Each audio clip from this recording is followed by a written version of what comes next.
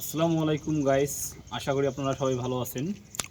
তো আজকে আমি আপনাদেরকে একটা নতুন যে ভিডিও উপহার দিতে আসছি সেটা আপনারা ধৈর্য সহকারে দেখবেন। আজকে হচ্ছে 12 মাসি থাই কাটিমন আম, যেটা আপনারা সবাই বলেন যে ভাই আমি 12 মাসি কাটিমন আম গাছের বাগান করতে চাচ্ছি, তো কীরকম হবে। তারা ধৈর্য সহকারে দেখুন আমাদের ভিডিওটা। দেখুন, এটা হচ্ছে 12 মাসি থাই কাটিমন আম, যেটা মার্কেটে অনেক চাহিদা। বর্তমান আপনারা হয়তো বা জানেন, বর্তমান কিন্তু সব গাছে প্রচুর পরিমাণ করে ফল ধরছে, কিন্তু এখন 12 মাসি থাই কাটিমন আম গাছে এখন মুকুল বাইরে হওয়া শুরু হয়েছে কেবলমাত্র।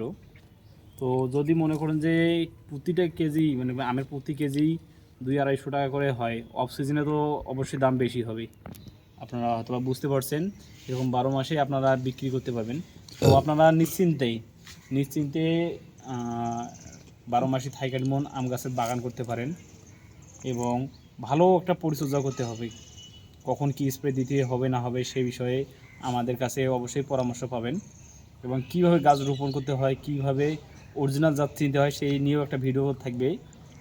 মানে 12 মাসি থাই কাটিমন আম গাছ চেনার উপায় কী। তো দেখতে পাচ্ছেন দর্শক, এটা হচ্ছে 12 মাসি থাই কাটিমন আম গাছ, যেটা মানে কেবলমাত্র মুকুল বার হওয়া শুরু হয়েছে। এবং এখানে দেখুন, এটি গাছে যদি দেখি আমরা, এই গাছে দেখুন ফল কেবলমাত্র বাইর হয়ে গেছে। তো যদি আপনারা এরকম থাই কাটিমন আম গাছের বাগান করতে চান, তারা নিশ্চিন্তে নির্দ্বিধায় বাগান করতে পারেন এবং সঠিক পরিচর্যা করবেন, পরিশ্রম করবেন ভালো করে। আশা করি আল্লাহ তাআলা আপনাদেরকে নিরাশ করবে না, ভালো একটা প্রফিট দিবে। তবে এই বিষয়ে আপনারা জ্ঞান রাখবেন যে পরিচর্যার বিষয়টা, যে কোনো জিনিসকে অনেক পরিচর্যা করতে হয়, তাহলে ওই জিনিস থেকেই কিছু আশা করা যায়। বুঝতে পারছেন?